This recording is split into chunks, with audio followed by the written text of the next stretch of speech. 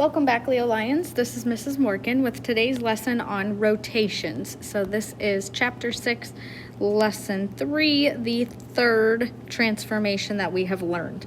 So first of all, what in the world is a rotation? So think about rotating.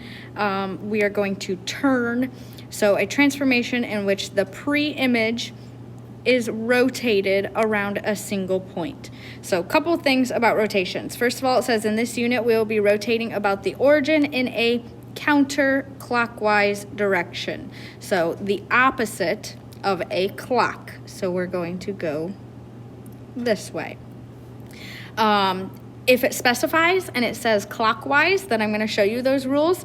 But if it does not specify, then we always just assume that it is counterclockwise. All right. One full rotation is 360 degrees. So we're going to do 3 rotations. We're going to do 90 degrees. We're going to do 180 and then also 270. A 360 degree rotation, you'd be back at the beginning. And then also we're going to make sure that the distance from the center to any point on the shape stays the exact same. Okay, first of all, I'm going to play a video here about rotations in hopes that we can visualize and make a little more sense about it. Shorts. Rotation describes how an object turns around a point. It's used to describe the movement of geometric shapes. For example, if you tack up only one corner of a rectangular sign, what's going to happen? The sign swings down. It has a rotation around the tack, but geometrically, it's the same shape. Rotation is really common. The triangles that make up spokes on this bike wheel are rotating around the center axle. Mathematicians use rotation to describe shapes on a coordinate plane too. Check out this triangle. In mathematical language, we'd show it like this, which describes the points of the triangle's vertices based on where they're located on the coordinate plane. To rotate an object, you first need to choose the center of rotation. This is the point that you'll rotate the object around. To make it easy, we'll choose point 0, 0, or the origin, on this coordinate plane. When we rotate the shape, we need to keep the shape exactly the same distance, or equidistant, from the center of rotation all the way around. If we rotate the triangle 1/4 turn around the point of origin, counterclockwise, keeping the point of rotation exactly the same, then the triangle moves to a different place on the coordinate plane. The triangle shape stays the same, but the triangle has rotated, and the points used to describe the triangle have also changed. To show that a triangle has rotated, we use a little symbol like this. So now we have turned a geometric shape around a point. That's what rotation means. We can use it to move shapes and describe their movement.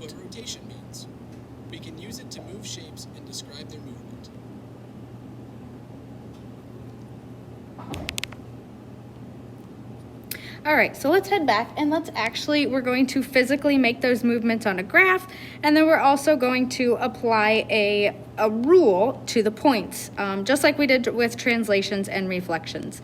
So graph the coordinate, the pre-image. So before we move it, we're going to plot it at 5, 1. So 5, 1, plot a point. We're going to label that letter A.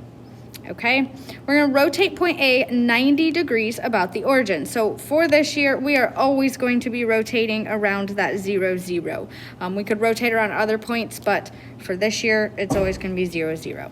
Okay, so we want to have the same distance. Now, remember, we go counterclockwise.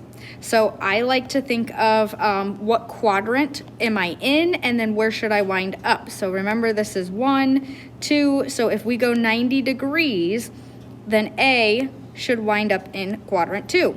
If we go 180 degrees, well, then that's 2 90-degree movements. Then we wind up in quadrant 3. And 270, we should wind up in quadrant 4. Okay? If we rotate 90 degrees, so I'm going to change all these colors. 90 degrees, we know we have to be over here. What I do to visually represent this, we are 1, 2, 3, 4, 5 on that x-axis, and then 1 away from it. So I'm going to go up 1, 2, 3, 4, 5, because here is our 90-degree turn. But it has to stay the same distance away, so I'm going to move it 1 away from that y-axis. Oops, and I'm going to get rid of those lines so I don't confuse you. And 1 away. So there is our 90-degree turn, and we are going to label that then with letter B. So that coordinate is -1, 5. So over here, our coordinate is -1, 5. Okay, now we're going to do it again, and we're going to rotate point A, go back to point A, and we're going to do it 180 degrees. So point A is in quadrant 1. To rotate it, here would be 90, go 90 more. So I know I have to be in quadrant 3 when I do a 180-degree turn. Again, it has to be the same distance. So what we could do is take B and move it 90 degrees more, or A, so we are 5 this way. Here would be 90, here would be 180. So I still have to go 1, 2, 3, 4, 5 away. But remember, it's 1 away from that axis. So I'm going to go 1 the opposite direction. We don't want to go this way because then we're still in quadrant 2. So we have to go down to be in our quadrant 3. So that would be point C. Okay, and again, coordinates, so that would be -5, -1. Okay, and then we're going to do one more turn. I'm going to change my color again. Now we're going to do 270-degree turn. So again, we're starting with point A. B was 90 degrees, C was 180. Well, now we know we have to wind up in quadrant 4. And again, it has to stay the same distance away from that 0, 0. So now I want to go 1, 2, 3, 4, 5 down, 1 away. So D would be right here at 1, -5 for the coordinate. Okay, now visually we can see that, and we could create kind of that circle that you saw in the video, and all of these points are equidistant away from that 0, 0. Now let's look at what these rules would actually be. So this part down here is very, very important because we're going to have our rules listed out here so that then we can just apply it to an ordered pair if we don't have the picture of the graph. So 90-degree rotation, if you look at our original point, so point A was 5, 1. Notice the x coordinate went to the second spot, went to where the y coordinate is in that ordered pair. The 1 also switched spots, but it switched to its opposite. So the rule for this is -y, and remember that means opposite of whatever y is, comma, x. The x coordinate does not change, okay? Now, 180, so remember, our rule, or our A was 5, 1. Notice they stay in the same spots, but both the 5 and the 1 switch to its opposites. So our rule for 180 is -x, -y. So opposite of x, comma, opposite of y. All right? And then the last rule, 270, so again, if we compared that first point, 5, 1, notice that they flipped where they're located, and the 1 stayed positive, so it stayed exactly how it is, but then the x flipped to its opposite. So instead, we're going to do y, -x. And we're going to get some practice with these. Again, that negative means opposite of x, okay? And I want to erase some of this just so that it doesn't confuse you up there. Now, those are the rules for counterclockwise, and we often see it as CCW, counterclockwise.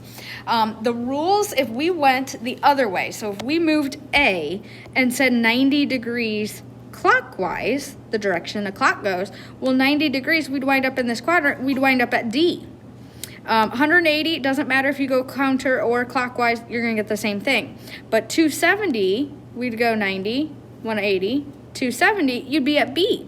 So these rules kind of overlap, and I want you to write down this 90 degrees about the origin is the exact same rule as 270 degrees clockwise. We just switch it. Same thing here. this one would be a 90-degree clockwise turn. So if it doesn't specify, we're always going counterclockwise with those rules that are listed there. If it does specify and says, oh, let's go clockwise, well, then we just switch the 90 and the 270 rules. Okay, so let's get some practice. Here we have our ordered pair, -4, 6. Now we're going to apply this rule, -y, x, and I just pulled that down from straight up above. So 90-degree rotation, so the y value has to come first, so the y is 6, but we want the opposite since it has the negative in front. The x stays exactly how it is. That x is negative, so it stays. Okay? Oops, because we're gonna use these numbers over and over. So I don't want all those markings to confuse you. And here I'm gonna put at the top here x and y. Next one, 180 rotation. So that rule is down here, -x, -y. So we're going to change the opposite of x, opposite of y, but they come in that same order. So opposite of -4 is 4, and opposite of 6 is -6. Okay? Then 270, again, our rules up there, y, -x. So the y coordinate is 6, that is listed first. And then x comes next, but the opposite of x. So the opposite of x is +4. And there, we could actually apply the rule to each ordered pair in that shape, and we could rotate them, okay? I want you guys to pause and see if you can apply these 3 rules to this ordered pair, -2, -7. And then press play and see if you got them correct. So they're the exact same rules, -y, x, so opposite of y, x, opposite of x, and opposite of y. And then last one is y, opposite of x, so -7, 2. Okay? Now, next page, we are actually going to move some shapes around. So, we're going to plot A, B, C. Oh, actually, it's already plotted for us. Down here, so we have A is 1, 4, B is 5, 2, C is 2, 0. So we're going to first make a 90-degree counterclockwise move. And I'm going to keep this consistent, so I did blue. So what we can do is actually apply the rule. If we wanted to, 90 degrees is -y, x. So we could physically change each of these ordered pairs. So opposite of y, opposite of 4 is -4, and your x stays the same. It just comes second. Opposite of y, x. Opposite of y, opposite of 0, it's going to stay 0, x. And then you could go and plot those points. -4, 1, and don't forget we'd want to then label those A prime. B was -2, 5, so B prime. And then C was 0, 2. And then draw your new triangle. Now, you could also do this just by looking at it without applying the rule to the ordered pairs. So notice where your A is. It is 1 away from the y-axis. So it has to stay 1 away from the next axis when we do 90 degree. And then we would count up 1, 2, 3, 4. So it has to stay 1, 2, 3, 4. So you could visually rotate those points as well. Sometimes I find it challenging depending on the shape, and then sometimes it's a little easier. So whatever works best for you and whichever you prefer. So now we're going to do a 180 turn. And again, I'm going to keep it consistent with my first page. So I did orange next. So 180 degree is the opposite of x and the opposite of y. So all of these ordered pairs, we just switch them to the opposites. So -1, -4, and they come in the x, y order. And then C. Okay, and then we could come down and plot those. So -1, 1, 2, 3, 4. Here is now A. Again, notice it was 1 away from the y-axis, or sorry, x-axis, and now it should be 1 away from the y, and it is. So that is a double prime. B is -5, -2. And that is B double prime. And then C, notice here, it went from the x-axis to the y-axis. Now it's going to go back to the x-axis. And that's C double prime. And that should be -2, 0. Yep. Okay, so there was 180. So we may want to label these. This was a 90-degree turn. Then we just did a 180-degree turn. And last one, we're going to go 270. And I did purple on that last one. So 270 rule is y comma -x. So your y-axis or your y coordinate stays exactly how it is, 4. And then the x switches to its opposite. So 4, -1, 2, -5, and 0, -2. And then we'll make this triangle as well. There is a triple prime, so 3 apostrophes, 2, -5, B triple prime, and then 0, -2. So C triple prime. And that is a 270-degree turn. Okay? Keep in mind, remember that if we were going clockwise, if we started with triangle ABC and went 90-degree clockwise, this would be your 90-degree clockwise turn. 180 doesn't matter if you go clockwise or counterclockwise, you wind up in the same spot. And then 270, this would be our clockwise, okay? But if it doesn't specify, then we always go counter. And here it did tell us counterclockwise, but I just wanted to show you that it's the same thing depending on which way you go, okay? Last thing we're going to do then is actually identify what's the rotation on these. So a couple different ways you could do this. You could visually kind of look at the points. I would make sure you match up the letters correctly. So let's say U and U prime. See what happens here. This was 1 away from the x-axis, so it would travel down here and then here. So you can see that's a 180-degree rotation. Okay, oops. And you could also list out what are the ordered pairs. Again, you want to match up those letters. So U would be -2, -1.